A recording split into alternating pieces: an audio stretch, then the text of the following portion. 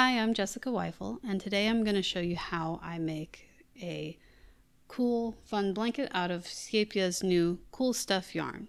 Normally I make stuff out of really fine yarns, but I thought it would be fun to do something different and make it out of this really big, chunky yarn as a quick project.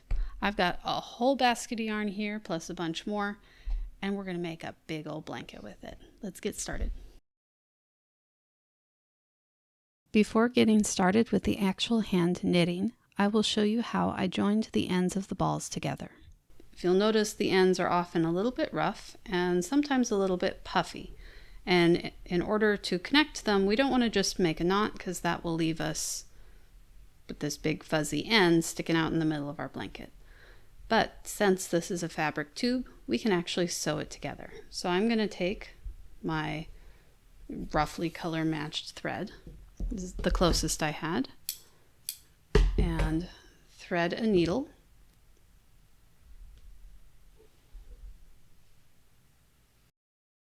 and tie a pretty good knot. So I did a fair amount of experimenting on different ways that I could connect the ends of this yarn, and this is the one that I came up with that I liked the best. I also liked joining most of my yarn before I started so that I could knit uninterrupted. I unwound the balls into my big basket and joined as much as would fit. So I'm going to begin by trimming both ends of the yarn. So we're going to just cut it, and sometimes this end is a little extra puffy, so I'm going to give it a decent trim there to get rid of some of the extra puffy end, and a trim here. Then, very carefully, I'm going to peel back the fabric layer from the internal fibers. A decent amount, so I have lots of room to work with. And I will do the same on this one. We'll open that up. It's about the same, a little different. Okay, now I'm going to make a tapered edge with the fiber by first trimming about this much to make sure that our fabric ends past where our fibers end. And then I'm going to make a cut that is diagonal through the fibers. So we're going to lay them out and trim them diagonally. This will end up giving us a nice tapered end so that we don't have a double thickness in the yarn when we overlap them. Same thing here. I'll give it a little trim so that the fabric ends before or after the fiber ends, so it's fully encased. And we'll give it a nice, let's flatten this out. We'll give it a nice diagonal cut. Wants to move away from me. It's a little easier when I'm not trying to make it super visible what I'm doing in the camera. All right, so now we have our two ends trimmed and angled. We'll be able to overlap them without having a double thickness yarn there. So on one side, we're going to, runaway yarn, wants to fall off my table. One side, we're just going to pull that tube and completely cover it back up. So now we have our tapered yarn, nice and smooth. Then I'm going to find where the fibers end, which is about here, and overlap it with our other one.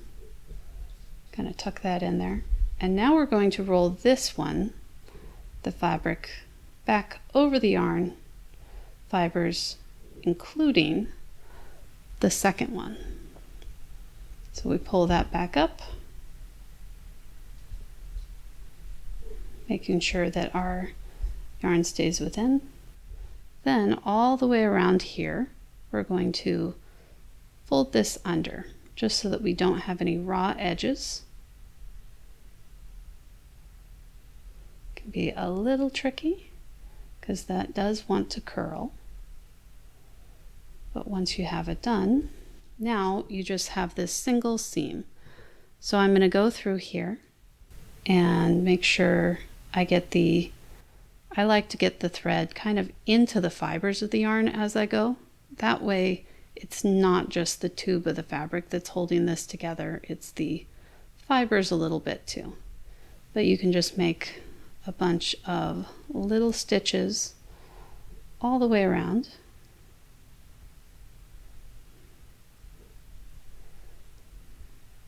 To secure that in place.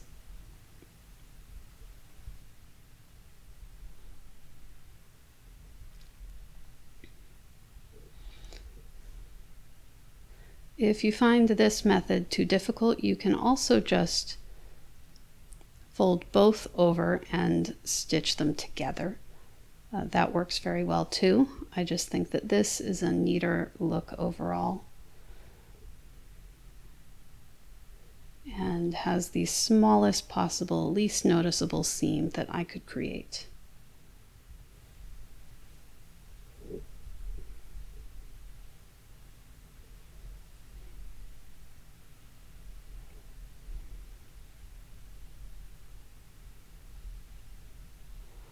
And make sure that you have this very well secured. We don't want our yarn coming apart or, you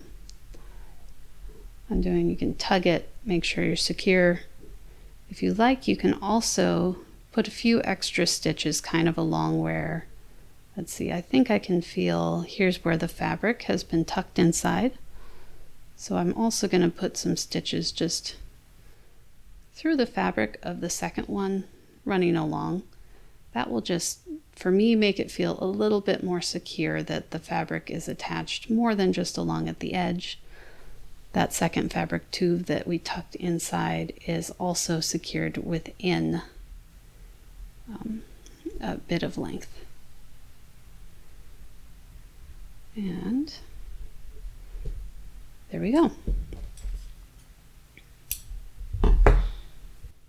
So I'm sure there's many ways to do it, but that is my method for connecting up two ends when you make something with the Cool Stuff yarn.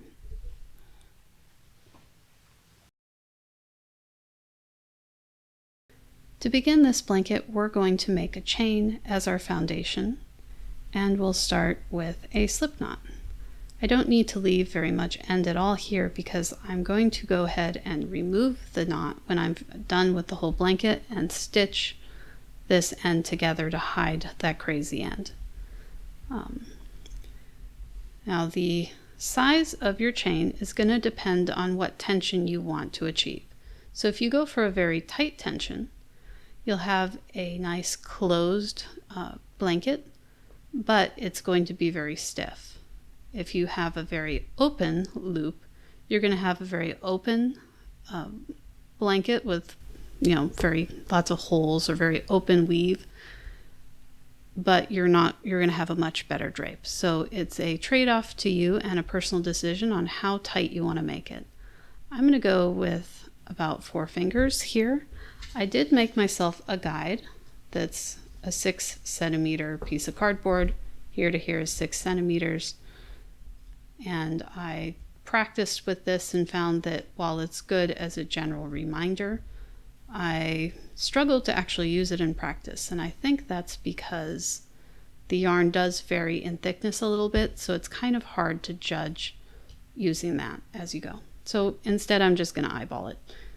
So to make a chain, we're going to take a loop and pull it through, and adjust this to be about the same size as the prior loop. For the foundation, you can make it as long or short as you want. I have chosen to make my blanket 27 stitches wide because that is about the width of my table.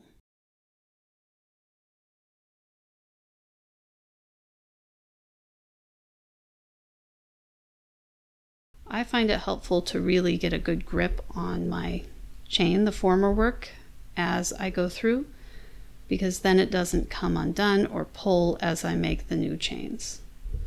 So I'll just go through here and continue pulling up a loop. Kind of check as I go. I can even hold up my guide to see if I'm at about the same distance in comparison for each chain. And I will just keep going until my chain is 27 loops long. The important detail is you should chain an odd number of loops if you want your pattern to be symmetrical.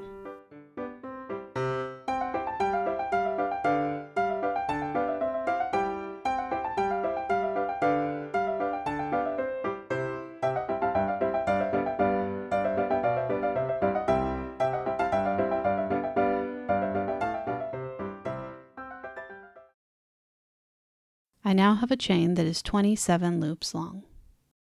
This is how wide I want my knit to be.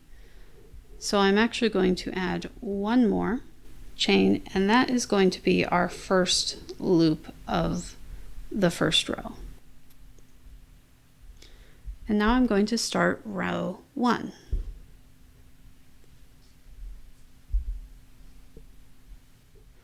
So to begin row 1, I'm actually going to flip it over to the back, and this is the only time that I'll do so throughout the whole project, but I find it looks really nice if I go underneath these back bumps of the chain. It gives me a nice clean look in the front. So we're going to go, and this one you can't because it's part of this, and if we just try to go under that, it will undo. So that's our first stitch. In fact, we're going to flip that over. So now our yarn's going this way. And we're going to find this back bump, and we're going to shove the yarn up through the back bump, kind of make sure it lines up, and then pull it up to a nice loop. Now I've found that it actually helps to have this first loop quite a bit shorter than the rest of your loops, because it will make the edge a little bit tidier. That always seems to come a little loose. So we're going to pull this up, and then we'll repeat this all the way along. So find the next back loop, push the yarn through, and pull it up, and check that it's about the same height as the one before. So now go through and do this with every single loop all the way to the end of your chain. Pull it up,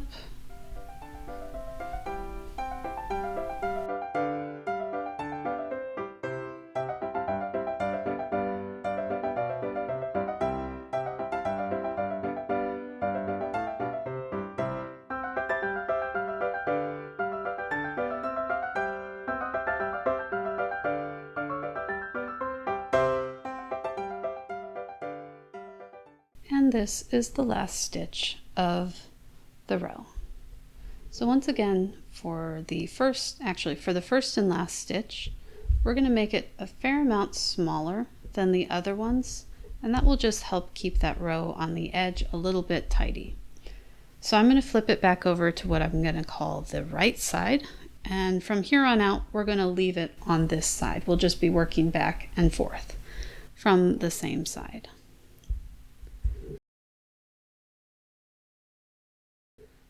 So for this row and the next few, we're going to make knit stitches in each and every one of these little loops all the way along, trying to keep it nice and consistent. So to make a knit stitch, we're just going to pull it a loop up. And again, first loop, make that a little bit smaller or a lot smaller. Keep your edge nice and tidy. And then I find it helpful to kind of keep your stitches close together and often kind of hold it down as you work. Get mine. Sorry, it's sliding off my table and wants to fall down while I keep it in view. All right. So make sure you try and get those stitches about the same length as before, and hold these two stitches close together as you do it. So I like to kind of hold everything down and pull up a loop, and we're going to do this all the way across.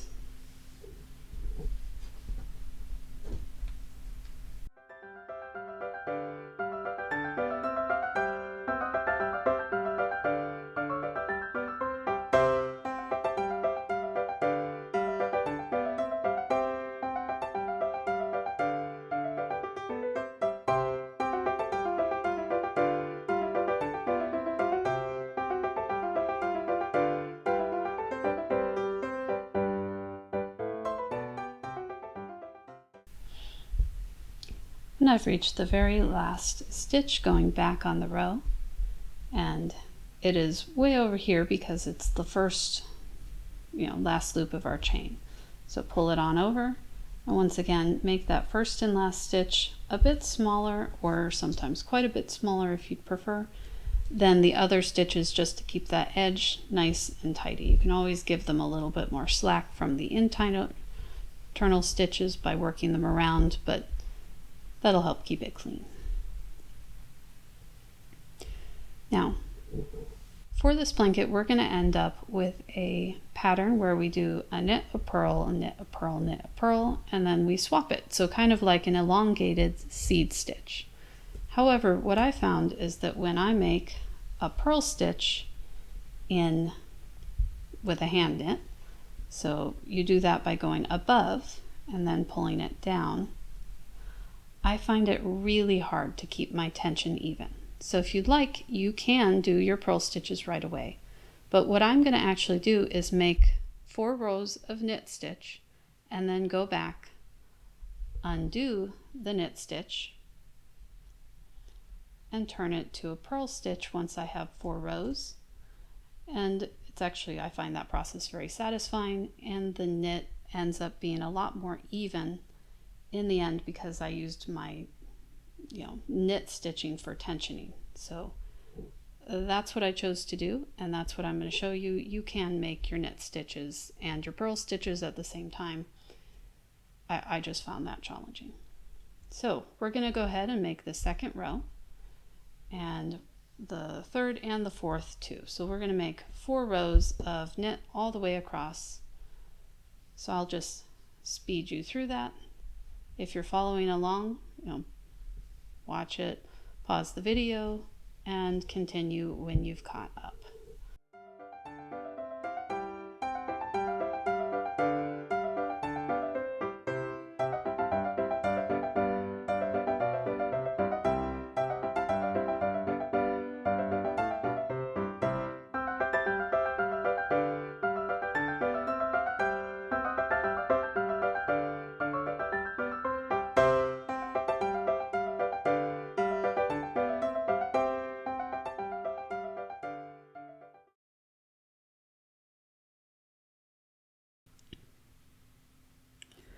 I've made 4 rows now, so I'm going to go back and change my stitches from knits to purls where I want them to be. So starting with this second row in, we're going to leave this end row always knit.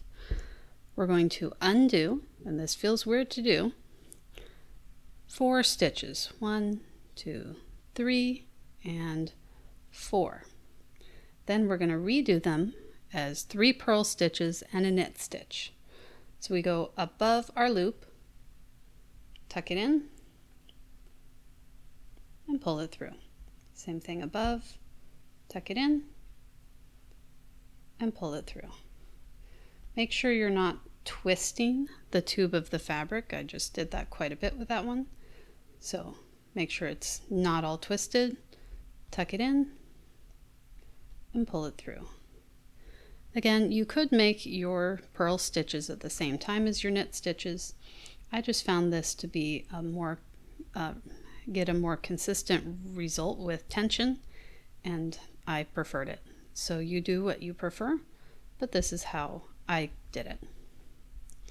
All right, so there's one done, and this last knit stitch is just to lock it in so that we're working with knit stitches as our first or our working row all the time. So then I'm going to go ahead and do the same thing, skip 1, and change these to purls. So 1, 2, 3, 4, up, tuck it in, up, tuck it in, up, tuck it in, and under, pull through. I'll go through and I'm going to do that all the way across, so every row.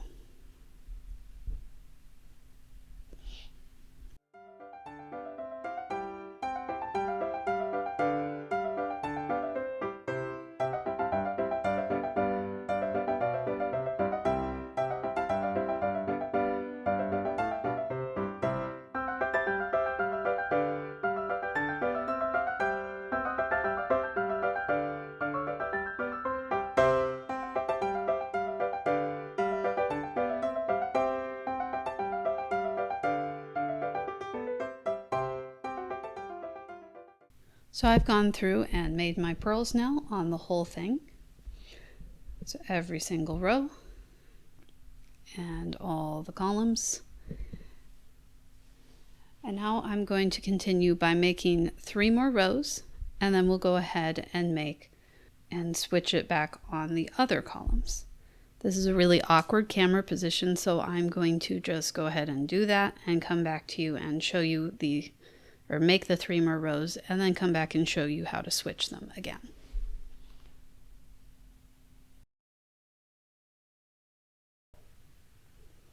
So I've finished 3 more rows of knitting, and I'm going to show you how I do the switch to purl for the next part of the pattern. So we're going to go over 2 rows this time from the end. We're always leaving this end one as a knit, and so that'll be this 3rd row here, and we're going to undo it 4 stitches. 1, 2, 3, and 4.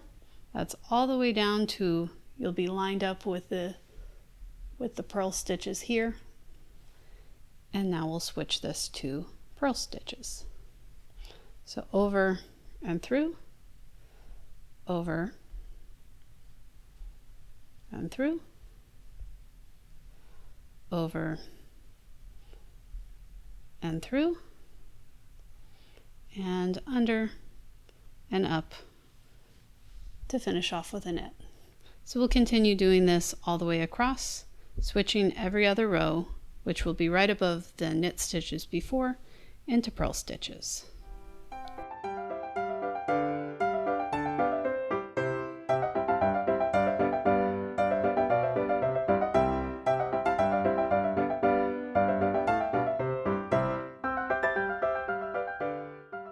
So that's about all that I can show you in this camera view. I'll go ahead and switch my camera view in a moment, but that is the whole pattern. We're going to knit 4 rows, undo 4, switch them to purl 3, and knit the last one, then knit 3 more rows, undo 4, switch them to purl 3, and knit the last one.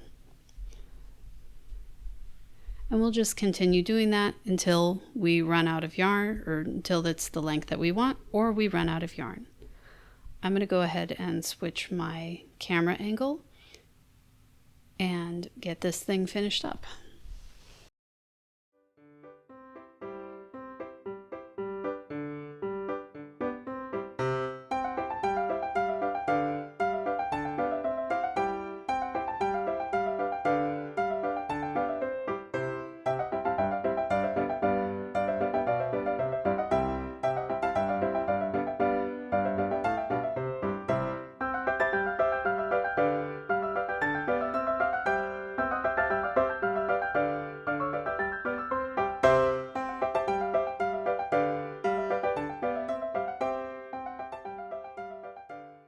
I have reached the end of my blanket. It's the size that I want, and this ball of yarn is just about to run out. To bind off, knit the first stitch, then pull it over to line up with the second stitch.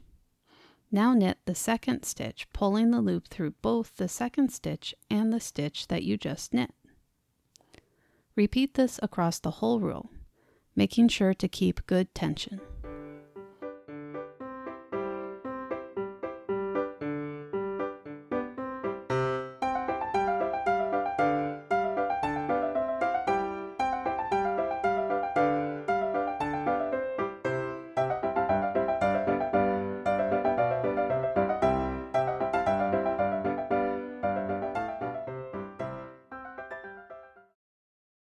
When you get to the last stitch, knit it as with the rest of the row.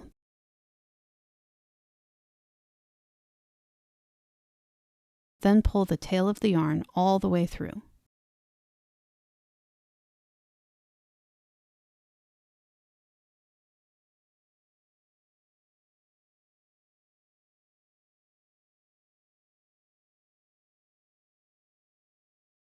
Now we are going to trim this end and sew it on to the yarn right here, kind of tucking it in to hide the end.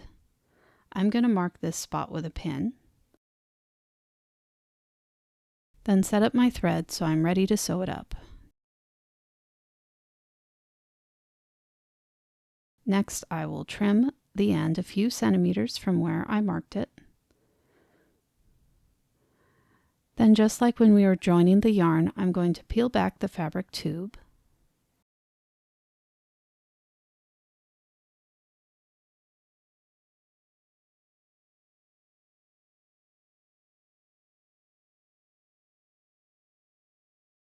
And trim the inner fibers.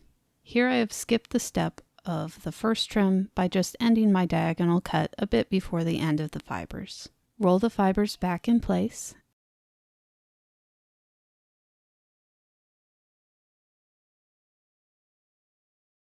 and tuck the ends in to hide the raw edges.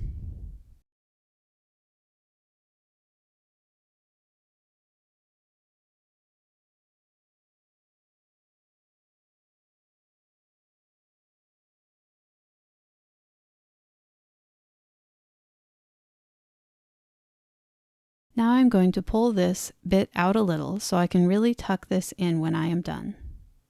And I will sew the end in place.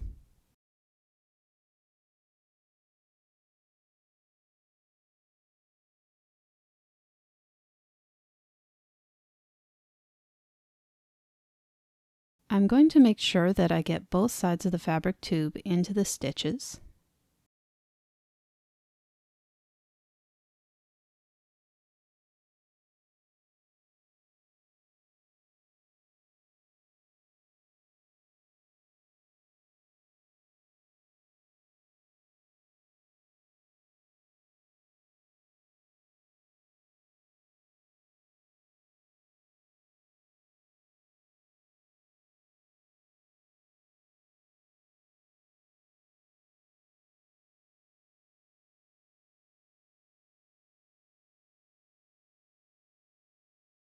And go back and forth a few times to make sure this is secure.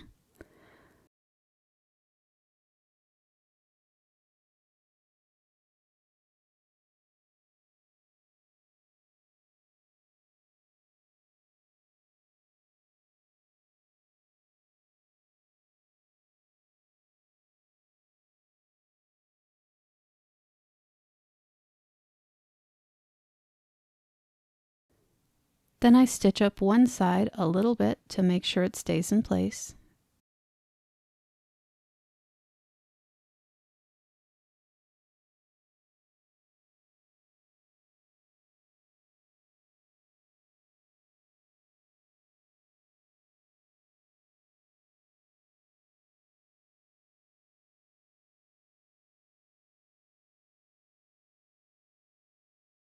And backstitch a bunch to secure my thread.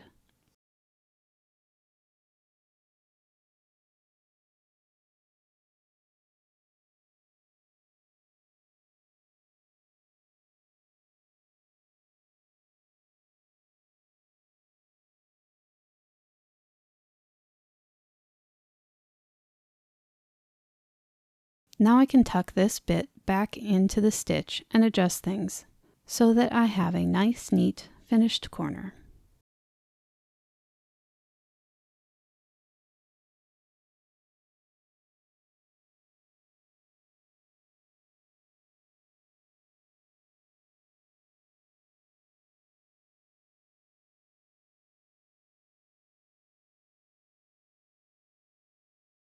At the starting end, we will go back and finish it similarly to the end. I will start by partially undoing my slip knot. And I will be sewing it in place just here on the inside of my first loop. I'm going to mark this spot with a pin and check that it's the right spot.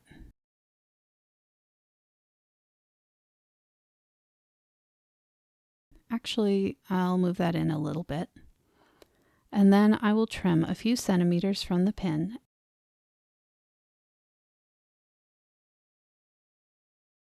and pull the end out a little extra so that I can roll back the fabric.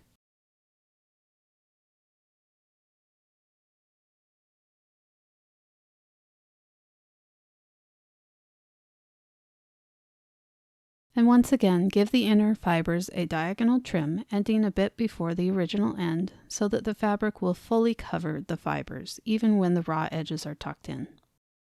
Roll the fabric back in place.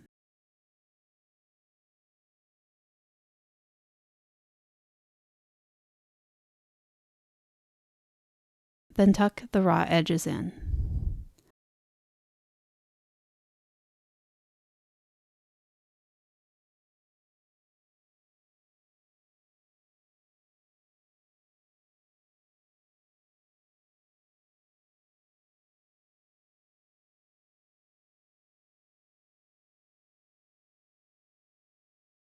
Now I'm positioning the end on the inside of the loop, right in here,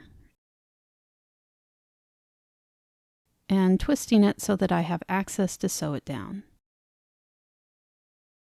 Since this is a slightly odd angle, I'm going to add a pin to make sure it stays where I want it to until it's all sewn down.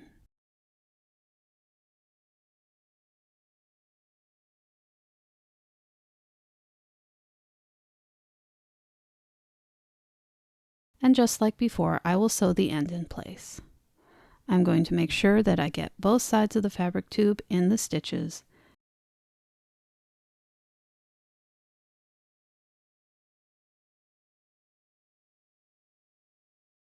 and go back and forth a few times to make sure this is secure. And I will speed this up a bit for you, but I took my time here.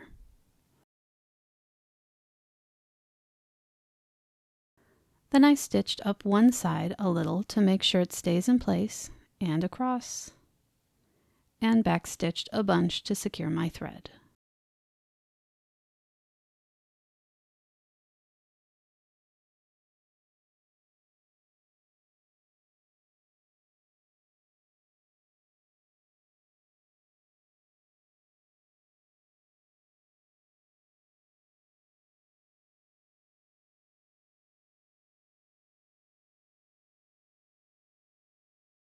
And then twist it back around and tuck the end in place to make a nice finished corner.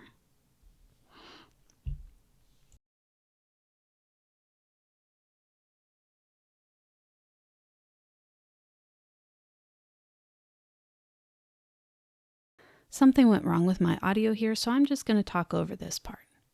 Here's the finished blanket. I ended up using 13 balls of Cool Stuff yarn. It's about 120 centimeters by 180 centimeters, or 4 feet by 6 feet, and weighs between 6 and 6.5 kilograms, or about 14 pounds. It's been a few weeks between when I recorded the video and now when I'm recording this audio, and I love this blanket so much. It's basically a weighted blanket or a giant pillow that you can wrap around yourself and position as you need it. It's not very warm, which is a good thing for me as it's currently summer and ridiculously hot here where I am. I put it around me while crocheting, and it's like a big comforting hug, and I can arrange it to lift my crochet up to get a more ergonomical position. Thank you for watching this video. If you've enjoyed it, I'd appreciate it if you'd take a moment to like the video and subscribe to my channel if you haven't already.